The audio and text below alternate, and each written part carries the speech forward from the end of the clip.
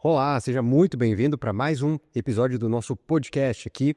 No nosso canal você encontra mensagens inspiradoras, né? A gente conversa sobre Bíblia, teologia, espiritualidade, adoração. E você sabe como que é a proposta do nosso podcast.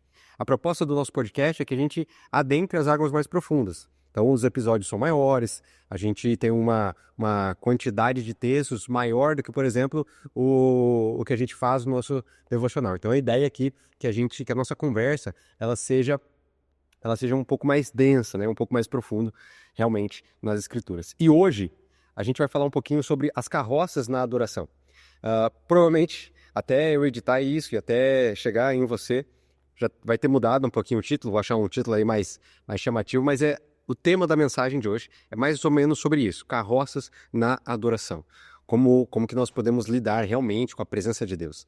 A presença de Deus ela requer alguns requisitos. A presença de Deus não é qualquer coisa. E a presença de Deus, mesmo com todo esse temor, com todos os riscos que a presença de Deus envolve quando ela desce, quando ela repousa sobre nós, deve ser algo ansiado, deve ser algo buscado. Sabe, todos os ministérios, departamentos, tudo que envolve a igreja deve girar em torno da presença. A gente vai ver isso nas Escrituras. Eu quero ler alguns textos para você do livro de Números. Só para te situar, o livro de Números, originalmente, ele tem um outro título, né? O título original do livro de Números, o hebraico, ele seria mais ou menos assim, E disse o Senhor. O nome, a nomenclatura, né, do livro de Números, ele se transformou com a tradução grega do Antigo Testamento chamada Septuaginta. Então, a Septuaginta foi que mudou, essa versão, essa tradução foi que mudou o nome do livro para E o Senhor disse, para o livro de Números. E aí, logo no primeiro capítulo, quando você adentra o livro de Números, você percebe por que eles fizeram essa nomenclatura. Porque vindo de Êxodo, ali da saída do povo do Egito, passando por Levítico, que é a legislação, né, o momento de que Deus ali legislou sobre a nação. Tanto que o livro de Números, ele perpassa, ele acontece num lugar só. Ele acontece num ambiente só, que é o povo reunido ao redor ali do monte. Agora você adentra o livro de Números e ele começa com vários recenseamentos, com vários levantamentos. Existe aqui logo antes do capítulo 2, logo no capítulo 1, ali Moisés começa a contar as tribos, a determinar a quantidade de homens que havia em cada tribo. Ele separa também alguns homens para um exército, para uma eventual guerra, para uma eventual batalha. E é nesse contexto que a gente inicia a nossa mensagem, né? Eu quero ler com você Números capítulo 1. Números capítulo 1, a partir do verso 49. Até esse momento, Moisés ele já havia feito o levantamento, a contagem, aí a numeração, como você quiser chamar, né, esse censo, de todas as tribos. Aí ele chegou na tribo de Levi. Só que quando ele chega na tribo de Levi, existia um propósito um pouquinho diferente. Existia uma instrução distinta e Deus, ele diz assim, no verso 49, não faça o recenseamento da tribo de Levi, nem relacione com os demais israelitas. Em vez disso, designe os levitas como responsáveis pelo tabernáculo que guarda as tábuas da aliança, por todos os seus utensílios e tudo que pertence a ele. Eles transportarão o tabernáculo, os seus utensílios, cuidarão dele e acamparão ao seu redor. Sempre que o tabernáculo tiver que ser removido, os levitas desmontarão, e sempre que tiver que ser armado, os levitas o farão. Qualquer pessoa não autorizada, preste atenção nisso, qualquer pessoa não autorizada que se aproximar do tabernáculo terá que ser executada. Os israelitas armarão as suas tendas organizadas segundo as suas divisões, cada um em seu próprio acampamento e junto à sua bandeira. Os levitas, porém, armarão as suas tendas ao redor do tabernáculo, que guarda as tábuas da aliança, para que a ira divina não recaia sobre a comunidade de Israel. Os levitas terão a responsabilidade de cuidar do tabernáculo que guarda as tábuas da aliança. A predisposição das tendas do povo de Israel, e a gente pode parar nossa leitura aqui por enquanto, era da seguinte maneira. Você tinha o tabernáculo, cuidadosamente instruído na sua fundação no livro de Êxodo. O livro de Êxodo, Deus instrui Moisés como que deveria ser cada detalhe da construção, cada detalhe da roupa do sacerdote é descrito ali no livro de Êxodo, mais do meio para o final do livro. E ele deveria ser construído de forma desmontável. Todas as peças deviam ter algum mecanismo, alguma engenhoca para que elas fossem desmontáveis, para que quando a nuvem da presença de Deus subisse, o povo levantasse acampamento e prosseguisse a sua peregrinação. A partir do momento que a nuvem parava de se mover e abaixava sobre o tabernáculo, eles então montavam o acampamento e remontavam todos os utensílios do tabernáculo. E aí, o livro de Números, ele inicia, ou melhor, ele avança ali, basicamente no capítulo 2, com uma de como deveria ser a disposição das tribos no acampamento. Então você tinha um tabernáculo no meio, você tinha 12 tribos, então eram separadas de 3 em 3, então você tinha 3 tribos ao norte, 3 tribos ao sul, ao oeste e ao leste, assim por diante.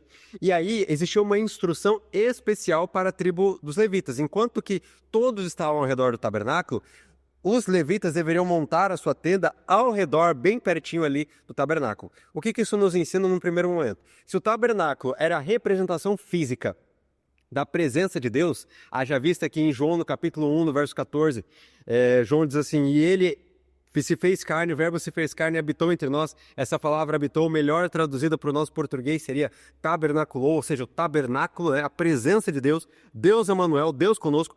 O tabernáculo agora é um homem, e isso é maravilhoso, esse detalhe bíblico. O tabernáculo representava a presença de Deus. Então, o que Deus estava instruindo? Não era somente uma instrução de disposição, de melhor organização, não era uma instrução política, simplesmente, vamos dizer assim. Não era uma instrução organizacional. Deus estava ensinando pedagogicamente para o povo, olha, vocês devem viver centrados na minha presença. Ali Deus estava dizendo que ele não deveria ser uma prioridade, que ele não deveria ser o primeiro em uma lista. Ali Deus estava ensinando para o povo de Israel e também para você e para mim que o Senhor deve ser o centro das nossas vidas. Que a comunidade ela deve acontecer ao redor da presença de Deus. De tal modo que quando a nuvem se move, se levanta e se move, a gente desmonta o acampamento e a gente prossegue seguindo a nuvem. Mas fato é que com o passar dos anos a gente tem ficado especialista em desmontar parafuso, muito mais do que em seguir a nuvem. Se o desmonte do tabernáculo ele tinha uma função pedagógica, ele apontava para algo, ele não era um fim em si mesmo, só que a gente tem ficado especialista em tornar a montagem e desmontagem do tabernáculo um fim em si mesmo. Ouça isso que eu estou te dizendo com ouvidos espirituais. Se o que nós fazemos não é um fim em si mesmo, mas projeta para algo, aponta para algo, seja qual o ministério que você desempenhe, fato é que a gente tem feito disso o nosso fim, e não o meio para algo maior.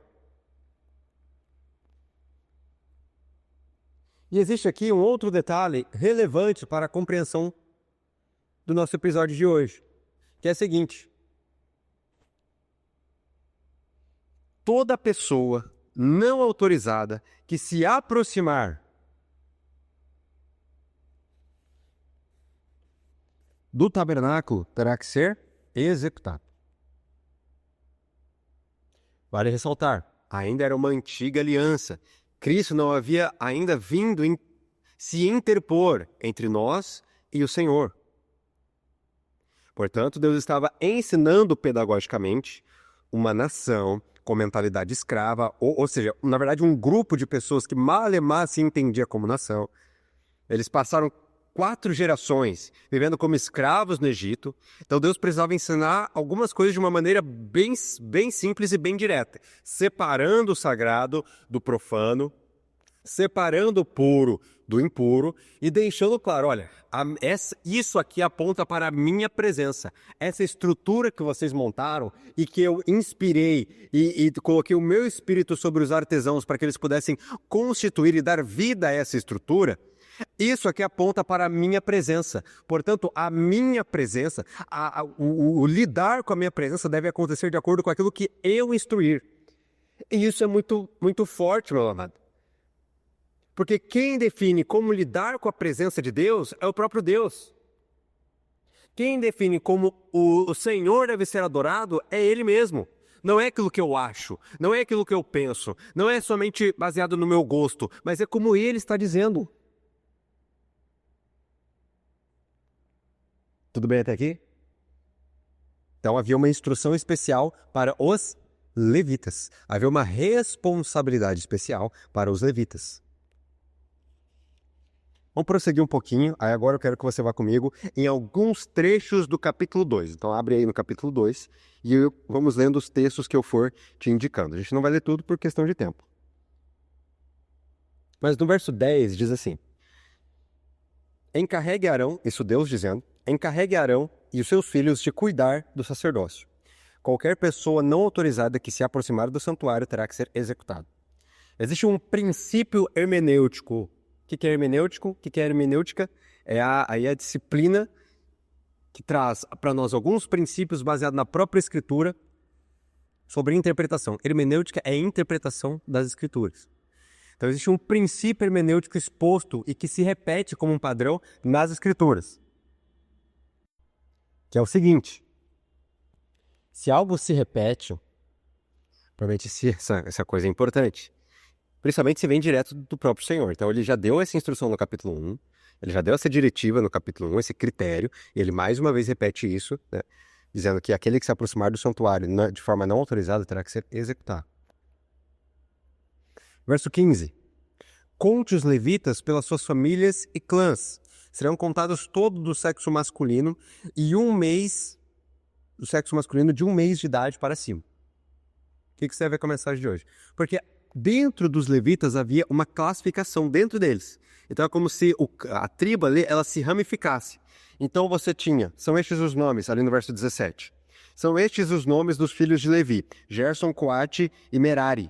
Gerson, Coate e Merari. Então você tinha os gersonitas, você tinha os coatitas e você tinha os meraritas, tá bem? Verso 41. Dedique a mim os levitas em lugar de todos os primogênitos, os israelitas, os rebanhos dos levitas, em lugar das primeiras crias dos rebanhos dos israelitas, eu sou o Senhor.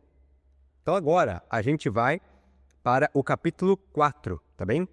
Capítulo 4, que inclusive eu acabei de saber, que eu acabei de citar para você os versos do capítulo errado, tá bem? Então eu disse para você capítulo 2, na verdade é o capítulo 3. E a gente vai continuar, antes de ir para o 4, a gente vai continuar ainda no capítulo 3. Diz assim, o capítulo 3, no verso 28. Os coatitas tinham a responsabilidade de cuidar do santuário. Os clãs coatitas tinham que acampar ao lado sul do tabernáculo. O líder das famílias dos clãs coatitas era Elisafã, filho de Uziel.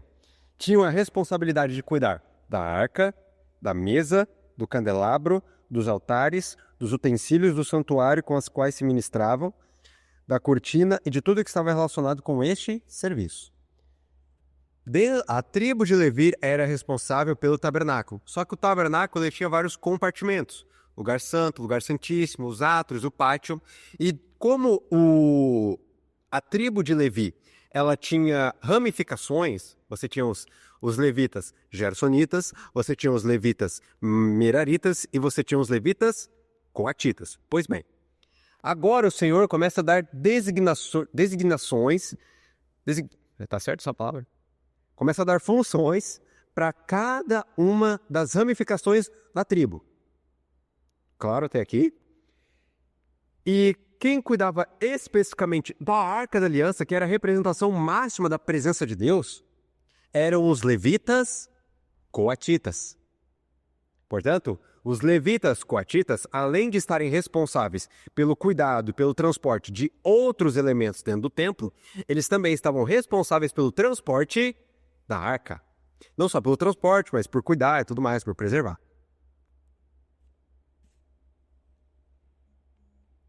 Tá bem? Vamos continuar. Capítulo 4 agora.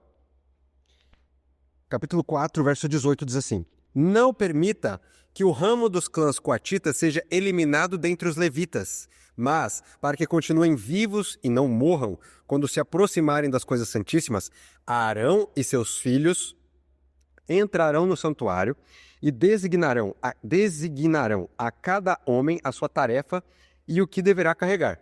Os coatitas não entrarão para ver as coisas sagradas, nem por um breve momento, para que não morram.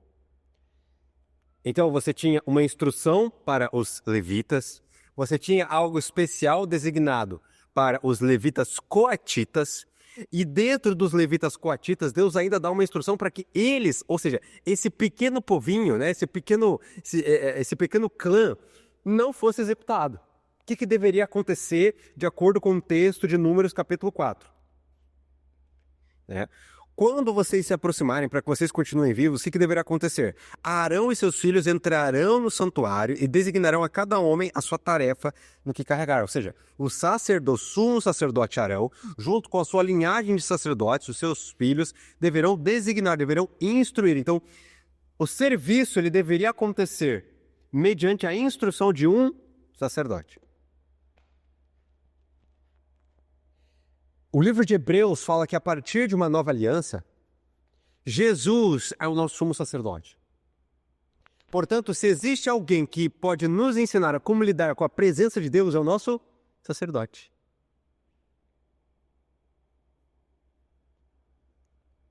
O livro de Hebreus também diz que o que aconteceu no passado era uma sombra, era uma projeção das coisas que viriam. A Bíblia, meus amados, ela é cheia de tipologias, ou seja, elementos que apontavam para algo maior. A gente observa isso em, por exemplo, Êxodo. Na 10ª praga, existia uma instrução especial para que o povo de Israel não sofresse a praga que viria sobre os egípcios, que era a 10ª praga, a morte dos primogênitos. Então, o que deveria acontecer? Para que o seu primogênito não fosse morto, para que o seu primogênito não amanhecesse morto, você deveria sacrificar um cordeiro, pegar o sangue desse cordeiro e passar nos umbrais, ou seja, os umbrais, a casa, o lar, a família que houvesse sangue na porta, não morreria. Isso te lembra alguma coisa? Quem tem sangue na porta de um cordeiro, quem tem sangue nos umbrais de um cordeiro, não passaria pela morte. Isso é ou não é um apontamento para a obra de Cristo na cruz do Calvário? Que é lavado pelo sangue. Agora, não recebe o salário do pecado, mas recebe uma nova criatura a partir de agora, por causa daquele que se fez maldição em nosso lugar. Tá bem? Então as coisas que aconteciam no passado são uma sombra daquilo que viria. Está claro. A Bíblia toda é constituída assim. Inclusive, ao você ler as Escrituras, você deve sempre se perguntar para onde que isso está apontando. Sempre com curiosidade, sempre olhando para as Escrituras com a lente da obra de Cristo. A sua leitura vai se tornar bem mais facilitada. Pois bem, agora a gente sai de Números e nós iremos para a história central do nosso episódio de hoje, que está lá em 2 Samuel, capítulo 6. Se você é bem esperto, eu sei que você é esperto, você deve estar até imaginando qual a história que a gente vai ler agora. Feito toda essa introdução, vamos para a nossa história.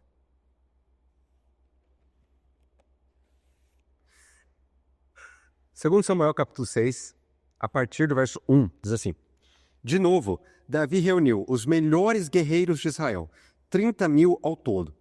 Ele e todos os que acompanhavam partiram de Baalá, em Judá, em busca da Arca de Deus, arca sobre a qual é invocado o nome do Senhor dos Exércitos, e que tem o seu trono entre os querubins acima dela. Puseram a arca num carroção novo e levaram da casa de Abinadab na colina. Uzá e Aiô, filhos de Abinadab, conduziam o carroção com a arca de Deus. Aiô andava na frente dela. Davi e todos os israelitas iam cantando, dançando perante o Senhor, ao som de todo tipo de instrumento de pinho, harpas, liras, tamborins, chocalhos e símbolos. Ponto. Vamos parar a nossa leitura por aqui. ainda na época do sacerdote Eli, a arca foi levada de Israel pelos filisteus. Então, aquilo que representava a presença, aquilo que era a representação máxima da presença de Deus sobre a nação de Israel, foi retirado, foi levado. Deus permitiu que fosse levada a arca pela infidelidade da nação. É o episódio até que ele cai no banco, morre, já não conseguia enxergar direito, né? Nasce o seu neto aí, Icabode, foi-se a glória de Deus. Todo esse enredo. Davi é ungido rei, Davi se torna rei, e agora ele vai trazer essa arca de volta. Só que Davi, um homem segundo o coração de Deus, conhecendo as Escrituras, conhecendo as instruções, né, sabia que ele não estava trazendo um artefato, um despojo de guerra qualquer, ele monta a melhor comitiva. Então ele escolhe os seus 30 mil melhores homens. Ele reúne, né? A Bíblia deixa clara essa instrução, eu amo os detalhes da palavra de Deus. Deus reuniu os melhores guerreiros. Davi reuniu os melhores guerreiros, melhor dizendo. 30 mil ao todo. Ele separou um carroção, que não era qualquer carroção. Era um carroção Premium Plus Pro Max. Era um carroção novo. Né? Para suportar, imagina, você tem algo de madeira maciça, revestida de ouro, isso deve ser pesado. Então ele separou ali o melhor carroção. Só que ainda, isso não era tudo ainda. Ele designou 2 pessoas para ficar responsáveis por essa arca, um ia à frente, outro ia atrás, e ainda separou os melhores músicos. Então você tinha um culto ambulante. Então eles foram lá, pegaram, colocaram em cima do carroção, colocaram em cima dessa carroça, e iam cantando, e a Bíblia até descreve quais instrumentos que eram. Imagina o som de todos esses instrumentos juntos, harpas, liras, tamborins, chocalhos e símbolos.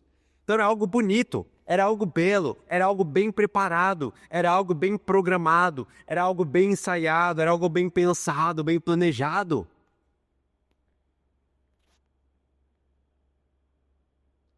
Não era feito, como a gente diz, não era feito das coxas. Era algo bonito. Davi realizou o melhor que ele tinha. Só que, vamos continuar. Verso 6. Quando chegaram à eira de Nacon, Uzá esticou o braço e segurou a arca de Deus, pois os bois haviam tropeçado. A ira do Senhor acendeu-se sobre Uzá, por seu ato de irreverência. Por isso, Deus o feriu. E ele morreu ali mesmo, ao lado da arca de Deus. Se a gente faz uma leitura desprovida de todo o contexto de números que a gente acabou de percorrer, um texto como esse se torna muito mais difícil da gente interpretar, da gente aceitar e da gente entender.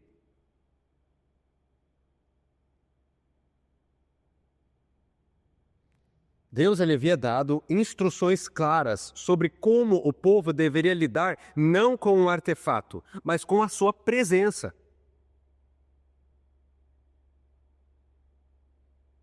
Era somente restrita à tribo dos levitas.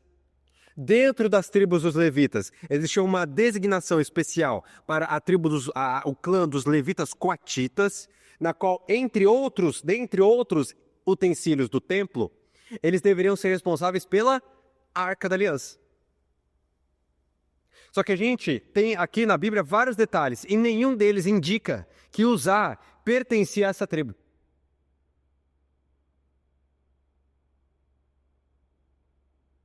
E o Senhor deixa claro, olha, quem se aproximar da minha presença sem autorização vai ser executado. Porque eu sou um Deus santo diante de seres pecadores. Eu não estou falando isso para te assustar, eu estou descrevendo o contexto bíblico. Até porque nós, hoje, temos um mediador. Temos um sumo sacerdote que se compadece das nossas fraquezas, porque em tudo foi tentado, porém sem pecado. Cristo Jesus. O problema é que a presença de Deus ainda é algo sério. E eu temo a dizer que a gente tem lidado com a presença de Deus não como Ele nos instrui, não como Ele nos ordena, não como ele deve ser. Mas a gente tem carregado as nossas próprias carroças. Para que o Senhor se encaixe nas nossas carroças. E olhando para Davi, isso é muito interessante, porque o texto continua dizendo assim. Verso 8. Davi ficou contrariado, porque o Senhor, em sua ira, havia fulminado Uzá. Até hoje, aquele lugar é chamado Pérez Uzá. Naquele dia, Davi teve medo do Senhor. E se perguntou, como é que eu vou conseguir levar a arca do Senhor?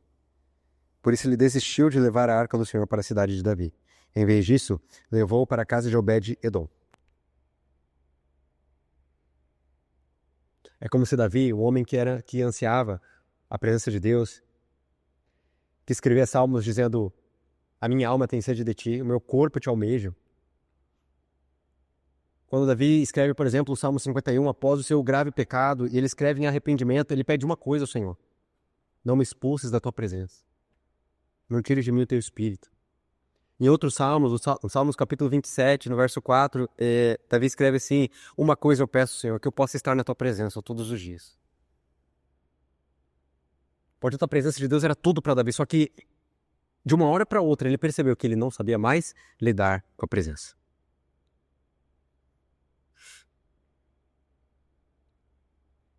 Pela primeira vez, aquilo que ele havia planejado não deu certo.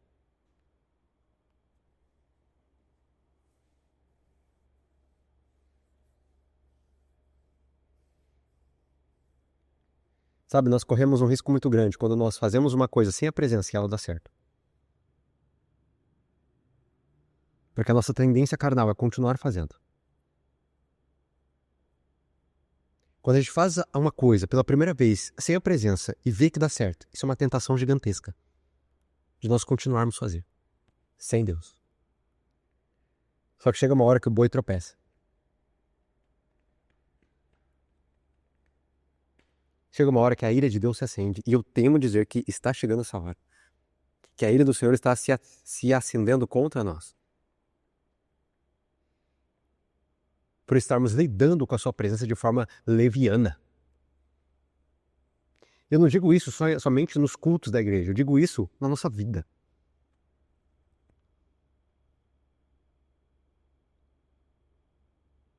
Você observa o termo que foi traduzido aqui no nosso português? Como que a Bíblia categoriza, né? Ali no verso 7. A ira do Senhor se acendeu contra Uzá pelo seu ato de irreverência. Uma coisa precisa ficar clara para mim e para você. Irreverência não é você fazer bagunça ou fazer barulho no culto simplesmente. Não é quando você está tentando falar alguma coisa lá na frente, está todo mundo conversando e você fala, irmãos, por favor, vamos agir com reverência. Não, não é isso. A igreja pode estar em pleno silêncio e completamente irreverente. Porque reverência, no contexto bíblico, tem a ver com correspondência.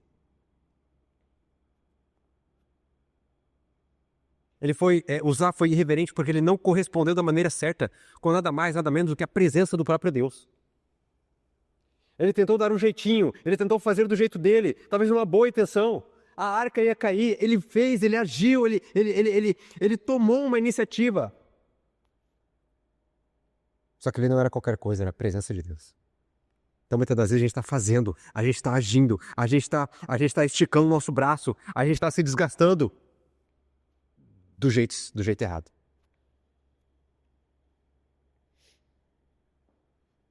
Basta uma lombada para que toda a estrutura, basta uma lombada que Deus permita nas nossas vidas para que toda a estrutura que nós montamos caia por terra. E a gente perceba que nada daquilo é real, que nada daquilo tem vida. A gente é tão preocupado com organizar bem os nossos cultos, com organizar bem as nossas agendas, com organizar bem as nossas programações, com planejamento e planejamento e planejamento atrás de planejamento. Mas a questão é, para onde os olhares de Deus estão? Será que nós temos nos perguntado isso? Será que nós temos ido para o Senhor com reverência, com respeito, com temor, com coração sincero, com coração disposto, com coração humilde, com coração quebrantado e dito, Senhor, o que o Senhor quer que nós façamos? Para onde os olhares do Senhor estão apontados?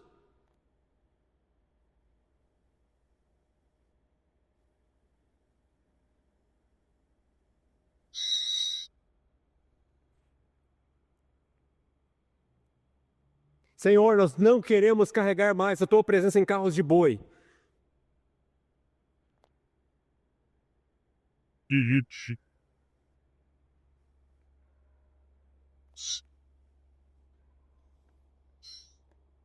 Oh, que haja espírito de arrependimento hoje.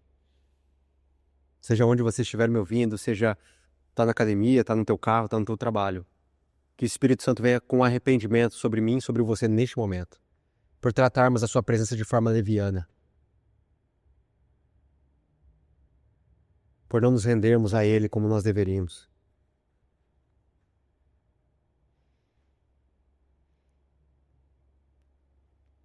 Verso 11. A arca do Senhor ficou na casa de Obed-edom 3 meses. E o Senhor abençoou toda a sua família. A gente não leu isso no texto, mas tudo indica, historicamente, que Obed-edom era um antigo sacerdote.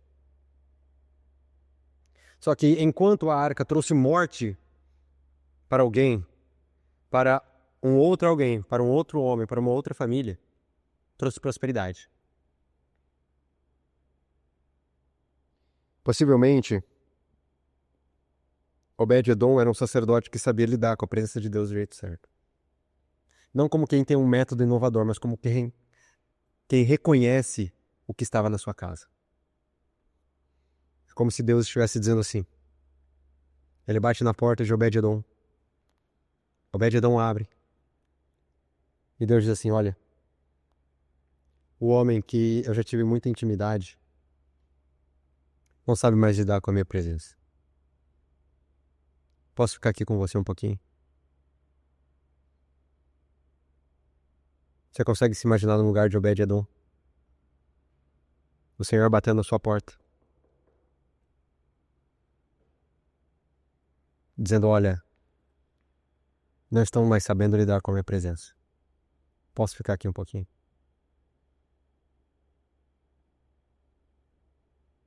Será que você consegue ser Obed-edom? Se posicionar como Obed-edom hoje? Sabe que a nossa oração é que se levantem novos Obedes na nossa geração. Aqueles que conhecem ao Senhor. Aqueles que tratam a sua presença sem levianidade. Aqueles que tratam a sua presença de forma digna. Aqueles que tratam a sua presença de maneira tal que o Senhor decide responder em graça, responder em prosperidade.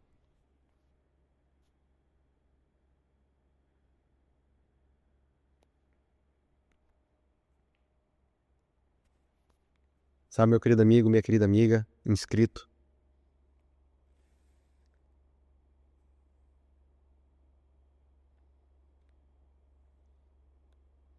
A história vai continuar dizendo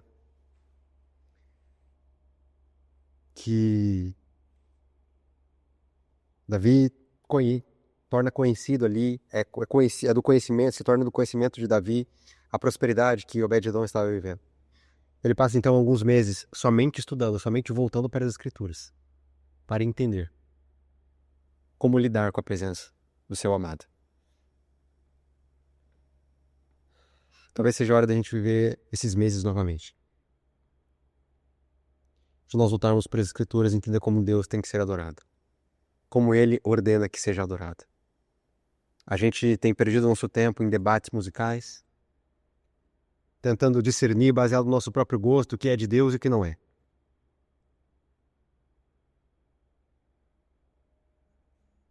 E no meio desses debates você vê muita coisa, menos fundamentação bíblica. Você vê muito eu acho, você vê muito eu penso, você vê muito a comparação com aquilo que era no passado. Mas você vê pouca Bíblia. O tema central das Escrituras, que é a adoração, é o tema que nós mais relevamos. É o tema que você mais encontra eu acho. E menos fundamentação da palavra. Talvez seja a hora da gente voltar. Sabe o que Davi descobre?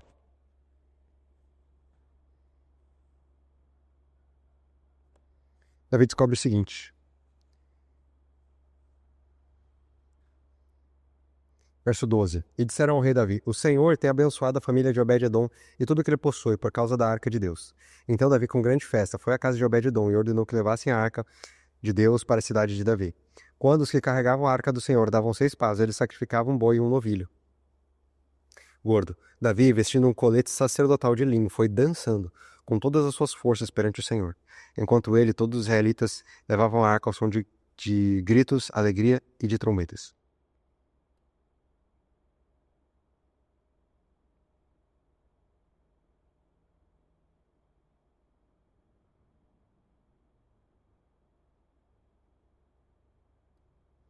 Davi volta para as Escrituras.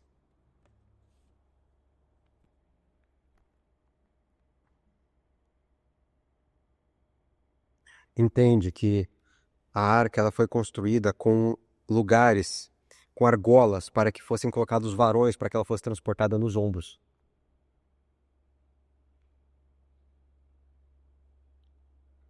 E que a sua trajetória, a sua caminhada, o seu transporte deveria acontecer debaixo de sacrifício. Irmãos, quando a presença de Deus está, ela exige sacrifício. Quando o Senhor está na casa, Ele exige que você entregue alguma coisa. Que você sacrifique alguma coisa. Talvez a sua reputação, para que você possa adorá-lo de maneira intensa. Talvez algum ídolo do seu coração.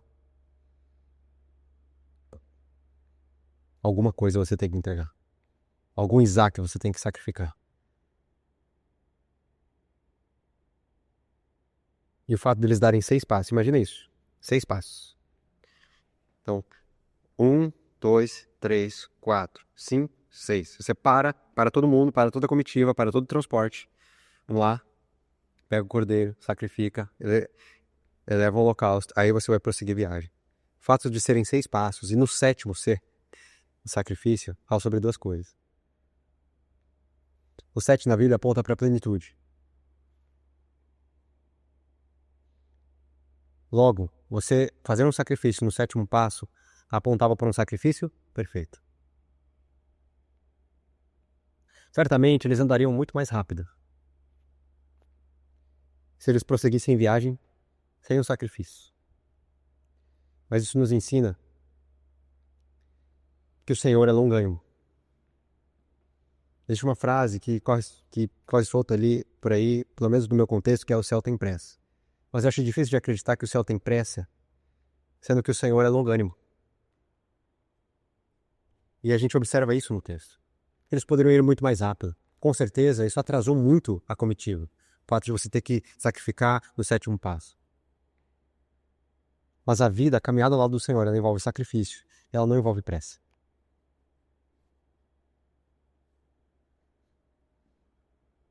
Mas sim se entregar ao processo que o Senhor quer operar em cada um de nós.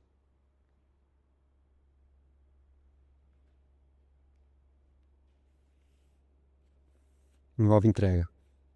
Enquanto tudo isso estava acontecendo, Davi estava com a roupa de sacerdote. E ele dançava, a Bíblia diz que dançava com todas as suas forças. Talvez ele estivesse exaurido fisicamente já no início da viagem, mas ele continuava. Ele continuava.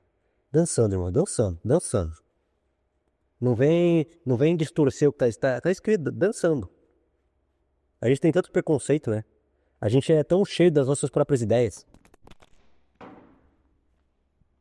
gente começa a levantar algumas hipóteses.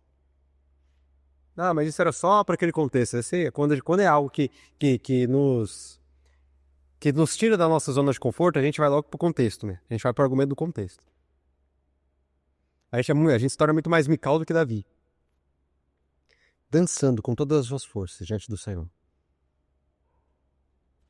Entregando, inclusive, o seu aspecto físico nas mãos do Senhor.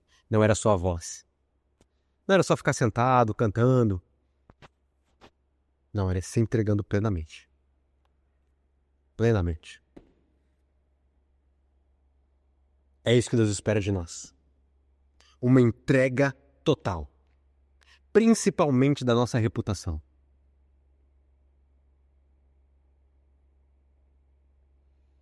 Sabe, chega, amados, de carregar a presença de Deus em carros de boi. Oh, perdão. Vai chegar a hora, e já está acontecendo, e que a ira do Senhor irá se levantar contra nós, contra a sua igreja, por tratarmos a sua presença de maneira desrespeitosa, por lidarmos com a sua presença, e lidar com a presença de Deus de maneira respeitosa não tem a ver com você ficar quietinho no culto, tem a ver com você, durante a sua vida, durante o seu dia a dia, você estar em contato constante e reverente com a presença. Entendendo a sua condição como pecador, entendendo que a presença de Deus exige sacrifício, entendendo que o cheiro de morte, o cheiro de sangue atrai a presença do Senhor, que o quebrantamento atrai a presença do Senhor, mas sabe que o Espírito Santo gera em nosso coração fome. Senhor, eu quero a tua presença, custe o que me custar. Existe uma música que tem nos marcado aqui em casa, pelo menos a mim, que é há 2 anos, que é a seguinte: no coro da música diz o seguinte: apareça e eu não me importarei com nada, mesmo que o meu corpo não aguente a sua chegada.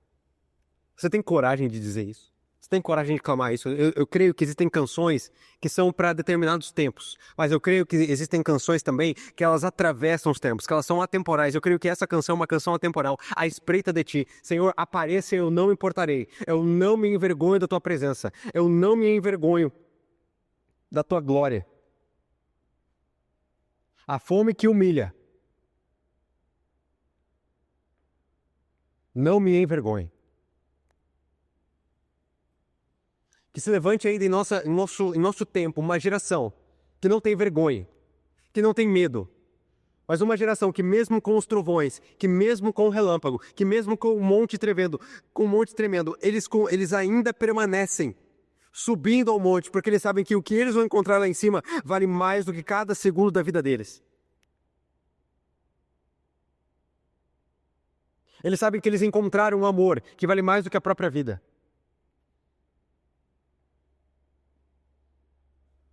Que seja em nós. Essa é a oração. Que seja em nós. Chega de carregar a presença de Deus em carros de boi.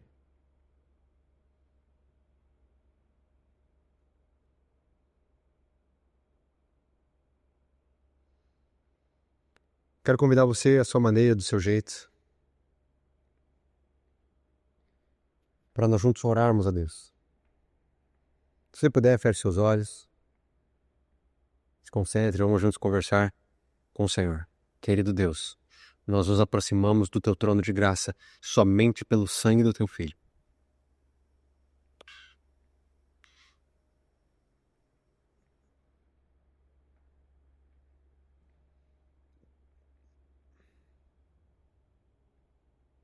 Nós nos aproximamos do teu trono de graça com muito temor, entendendo que somos pecadores, Senhor.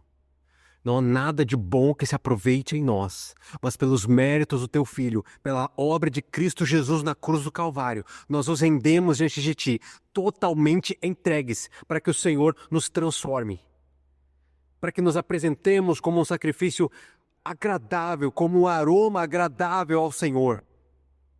Para que nós possamos morrer para nós mesmos, que o teu Espírito gere em nosso coração anseio, fome de ver, de contemplar, de provar a mesma coisa que os anjos que estão ao redor do trono neste momento estão provando. Que a tua presença venha sobre nós, Senhor. Por que não hoje? Por que não agora? Em nome de Cristo. Amém. Espero que você tenha sido abençoado, impactado. Espero que essa palavra alcance o seu coração. Eu vejo você no nosso próximo encontro.